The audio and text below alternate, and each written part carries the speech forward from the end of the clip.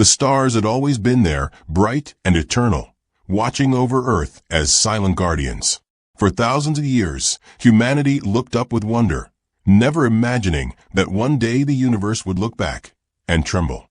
It began in a quiet observatory on the edge of the Atacama Desert. Dr. Elias Vey, an aging astronomer with graying hair and tired eyes, sat alone in the control room. He had devoted his life to staring into the night sky, yet what he saw that evening made his heart freeze. A ripple, not of light, but of absence. A dark wound spreading across the constellation of Lyra. It wasn't a cloud, nor a black hole. It was something deeper, something that swallowed even the thought of light. Elias leaned closer to his monitor. The instrument screamed with data. Radiation dropping to zero, gravitational distortions flaring. It was impossible, and yet undeniable. The stars themselves seemed to vanish, as if erased from existence. He whispered to himself, "The dark has come." But no one listened at first. His warnings were dismissed as instrument error, or the paranoia of an old man. The world had other concerns: politics, climate, the endless noise of survival. But the shadows grew, stretching farther each night, visible even to amateur stargazers. When the first colony ship returning from Proxima Centauri vanished inside the shadow, humanity understood it was no illusion. Something had entered the galaxy, something that fed on starlight. The Council of Fears, the United Galactic Assembly, an uneasy alliance of humans and alien civilizations, met in orbit above Jupiter, inside a massive glass ring station. Delegates of dozens of species gathered, their voices rising in fear. The Kellner, insectoid strategists, argued for retreat. The Cerati, reptilian warriors, demanded weapons strong enough to ignite stars themselves. The Veil, a fragile but ancient race, simply trembled and prayed. And then there were humans.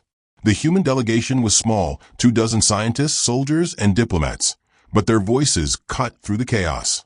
General Marlowe, a broad-shouldered veteran with scars across his face, stood before the chamber. His voice was steady, commanding, unshaken by the storm of fear.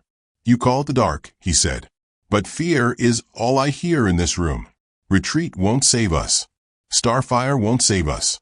If this thing is older than light itself, then only one question matters. What does it want?" The chamber went silent. Even the Cerati warriors bowed their reptilian heads. A human scientist, Dr. Kira Holm, followed him. She was young, brilliant, and carried a calm fire in her eyes. "We've studied the data.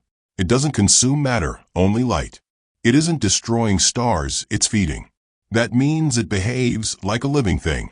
And if it lives," she let the pause stretch, her gaze sweeping across the alien delegates, "it can be outsmarted."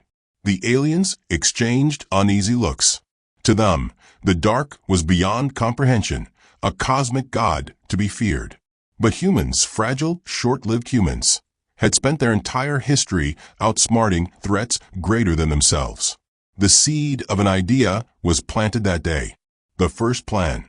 Weeks passed. Across Earth and its colonies, whispers of the dark spread like wildfire. Religious leaders called it the end of days. News outlets fueled panic. Children looked at the night sky with dread instead of wonder. But beneath the noise, humanity worked. Dr. Kira Holm led a team of physicists, engineers, and military strategists. They studied every trace of the dark's movement. They noticed patterns, the way it drifted toward clusters of stars, the rhythm of its hunger, almost like breathing. Kira gathered her team one night in the underground labs beneath Geneva. "If it feeds on light," she said, pointing at the glowing data streams, "then light can be the bait. We can lure it, guide it, trap it." Her words hung in the air. It was madness, trying to manipulate something that swallowed entire suns. But humanity had always thrived on madness turned into genius. General Marlowe added his voice. "The aliens want to fight the dark with brute force. That will only feed it. But we humans, we fight with tricks, with traps, with shadows." It was then the plan was born. Project Echo. The bait. Humanity began constructing massive arrays across the solar system, giant artificial suns powered by antimatter reactors. They burned brighter than any natural star, each one a beacon designed to draw the dark. Aliens scoffed. The Kellner called it foolishness. The Cerati mocked it as cowardice. The Veil wept, saying no trick could defeat a god. But humanity ignored them. They remembered their history of standing against empires with sticks and stones, of surviving plagues, wars, and extinction itself. They were not gods, but they had never needed to be. As the first artificial suns lit up across space, the dark stirred. It shifted course, pulling away from distant star clusters. Slowly, deliberately, it turned its attention toward humanity. The galaxy watched in silence, breath held. For the first time, the hunters of light had been lured by prey that dared to fight back. Elias Vey's revelation. In his small observatory back on Earth, Dr. Elias Vey watched the data streams with trembling hands. The dark was coming closer, drawn by the brilliance of humanity's trap. He should have been terrified. And yet, tears filled his eyes, not of fear, but of pride. "The stars will remember this," he whispered. "They will remember the day humanity made the dark afraid." But he was wrong. The dark was not afraid yet. Not yet. That moment was still to come. The dark moved like a tide through the void, silent and inexorable. Alien fleets scattered before it, terrified of vanishing into its endless mouth. But humanity stood firm. The beacons were ready. On the mining world of Ceres, technicians huddled in command bunkers, their screens glowing with impossible data. The artificial suns, burning brighter than whole clusters, were aligned in a vast formation, a glittering chain meant to draw the dark into a cage of human design. Dr. Kira Holm stood before her team, her white lab coat replaced by a simple pressure suit. She had not slept in days, her eyes rimmed with exhaustion, but her voice was steady. "Remember," she said, "this isn't a war of strength. It's a test of patience. The dark feeds on light, but it doesn't understand traps. We do. Humanity has been baiting stronger predators since the Stone Age. Today, we just scaled it up." Her team laughed nervously, but the humor broke the tension. Humans were strange that way, always able to laugh in the face of fear. Above Jupiter, the assembly of alien delegates watched through vast holoscreens. The Cerati warriors growled in disbelief. The Kellner twitched their insectoid mandibles in contempt. Yet none dared interfere. They could not deny the impossible. The dark was responding. It moved toward the trap. Fear and faith. Back on Earth, the world was divided. Billions watched broadcasts as newscasters debated humanity's chances. Some called the plan suicidal. Others believed it was the dawn of a new era. In the streets of New York, children wore shirts that read echoes of the unyielding. In the deserts of Arabia, entire villages gathered at night to watch the sky burn with artificial suns. In the megacities of Asia, crowds shouted a single word that had become the human rallying cry: unbroken. Fear was everywhere, but so was faith. Humanity had been underestimated for millennia. Once again, they were about to prove why. The approach. The dark crept closer, a wound in space itself. Observers described it as more absence than presence, a shifting hole in reality that devoured light in waves. General Marlowe watched from the command deck of the Resolute, Earth's flagship station near Saturn. His crew stood in silence, their faces pale. He broke it with a calm, gravelly voice. "I've fought wars where the enemy had more ships, more guns, more soldiers. They thought that meant they'd win. They were wrong. Because humans fight smarter, not just harder. And this thing is about to learn that too." The crew nodded, their fear tempered by his confidence. The Resolute was not the biggest ship nor the strongest, but like its crew, it carried the unyielding defiance of humanity. The first clash. When the dark reached the first artificial sun, the galaxy held its breath. It lunged at the beacon, devouring its light in a single heartbeat. But as it fed, the trap activated. Energy fields flared around it, powered by the destruction it craved. One beacon collapsed, then another, each explosion chaining the dark deeper into the cage. The aliens, watching, gasped. For the first time, the impossible had happened. The dark was being contained. Dr. Home shouted from the command bunker, her voice rising above the alarms. "It's working.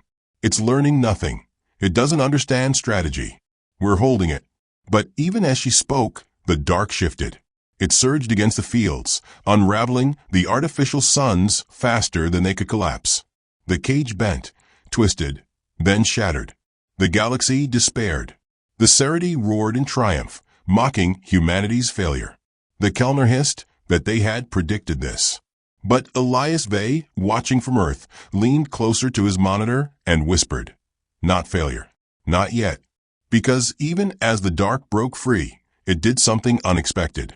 It recoiled. For the first time, it hesitated. Humanity's trick had not defeated it, but it had unsettled it. The hunter had felt the sting of prey. The aftermath was chaos. Whole fleets scrambled, fearing the dark's retaliation. Yet humanity did not retreat. Instead, they adjusted. Dr. Holmes' team pored over the data, her voice hoarse but determined. It resisted the cage because we underestimated its hunger. But hunger is a weakness. The hungrier it gets, the easier it is to bait. We just need bigger traps. General Marlowe smirked grimly. "So we feed the monster until it chokes." "Exactly," Holmes replied. The plan evolved. Humanity would not simply trap the dark, they would guide it, herd it, and turn its hunger against itself. Humanity's strange power. The aliens struggled to understand. Why keep fighting when defeat seemed certain? Why not retreat to safer galaxies? Kira explained it to them simply. Because that's what makes us human. We don't run from the dark. We carry the fire into it. Her words spread across the galaxy. Among alien colonies, the phrase became a chant, translated into 100 tongues. We carry the fire.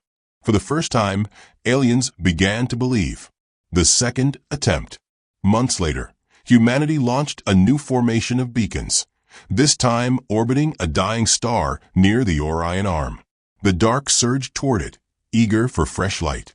As it fed, the beacons ignited in sequence, creating an energy pattern that mirrored the star's heartbeat. The dark lunged again, but this time the collapse was controlled. Instead of destroying the beacons, the energy cascaded, forming a resonance that shook the void. The dark recoiled again, more violently. Its form rippled, unstable, as though it was confused. Elias Vey, watching from Earth, wept openly. "Yes," he whispered, "it can be confused. And if it can be confused, it can be taught." The turning point. The news spread faster than light. Humanity had made the dark hesitate. Children on distant colonies shouted the words, "The stars fear us now." Alien fleets that had abandoned hope began to regroup, rallying behind humanity's stubborn defiance. General Marlowe stood on the bridge of the Resolute, staring into the swirling void. "It's not victory yet," he muttered, "but it's the beginning of one." And deep in the silence of space, the dark shifted once more. For the first time in eternity, it moved not out of hunger, but out of wariness. It had begun to fear. The galaxy had always seen humans as fragile. Their lives were short, their bodies weak, their civilizations chaotic. And yet, after the first trap rattled the dark, no one dared laugh at them again. Every alien eye turned toward Earth, waiting to see what the strange species would do next. The quiet before. On Earth, the world was restless. For the first time in history, every city, every nation, and every colony pointed their gaze toward the same threat. The night sky no longer held only stars. It carried the shadow that grew larger with each passing month. In Cairo, families gathered on rooftops to watch the heavens, whispering prayers that humanity's fire would hold.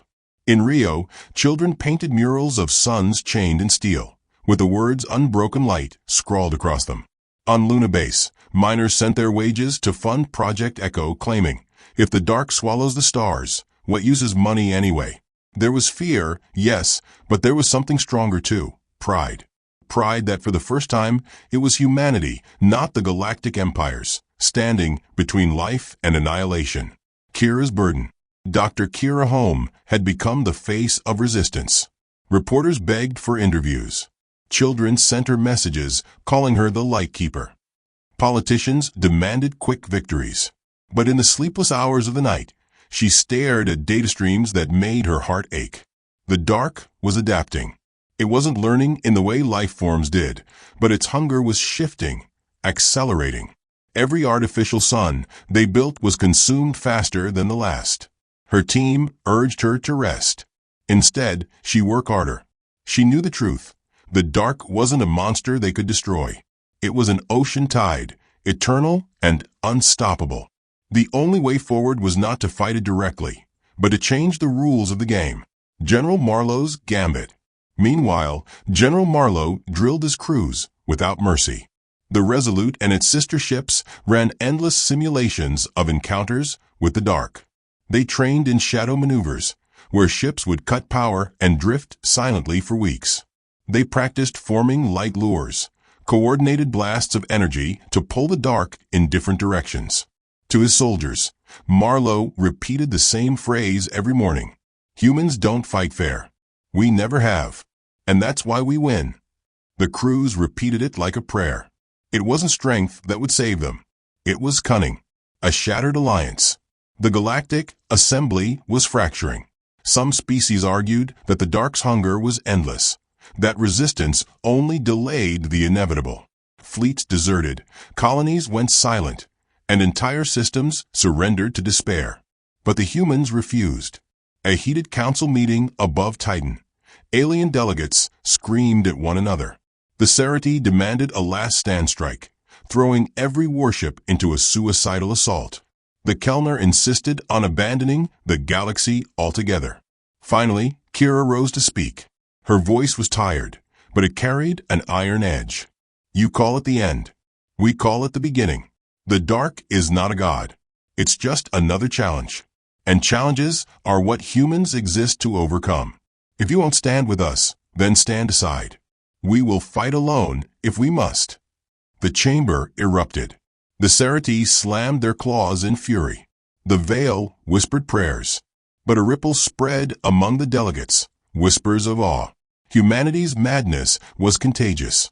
For the first time, a handful of alien fleets pledged themselves to Project Echo. Small in number, but enough to matter. Enough to prove humanity was not alone. The second trap.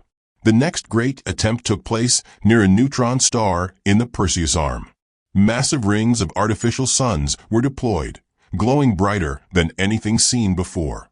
The trap was designed not just to lure the dark, but to force it into patterns. Beacons fired in sequences, weaving paths of energy like a shepherd's crook guiding a wild beast. As the dark approached, entire fleets went silent. The void trembled as it swallowed the first beacon, then the second. But this time, the resonance began earlier, pulsing through space like a drumbeat. Boom, boom, boom. The dark slowed. Its form rippled. The galaxy gasped. On the Resolute, General Marlowe clenched his fists. We've got its attention. Now make it dance. The beacons flared in unison, shifting the rhythm. And for the first time in eternity, the dark moved not out of hunger, but in response. It followed the pattern. Cheers erupted across human command centers. The impossible was happening. The dark could be guided, manipulated, outwitted. A dangerous victory. But victory carried its own cost. As the resonance built, the dark shuddered violently. It lashed outward in a wave of gravitational collapse, crushing 3 of the beacons instantly. One alien fleet, caught in the surge, vanished without a trace. Kira watched in horror, her chest tight. It's fighting back. Yet even in loss, there was triumph. Because when the dark pulled away, retreating into the void, it did not surge with confidence. It recoiled, hesitant. The galaxy stared in silence. Humanity had not destroyed it. They had not even contained it. But they had forced it to retreat. And for the first time, the stars whispered what no one had ever dared imagine. The dark could be beaten.